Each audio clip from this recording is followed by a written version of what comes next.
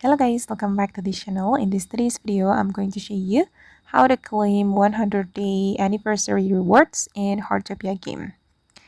Okay, let's get into it guys. This step is very simple. You just need to go to your mailbox and then you will get this message.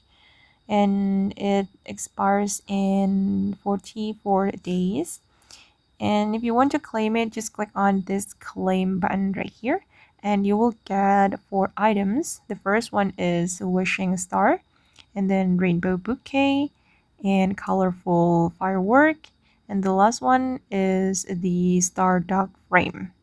Okay, this is a photo frame and I'm going to claim it. Oh, I've just obtained all these items and this is very cool guys, so make sure that you claim it before it's expired.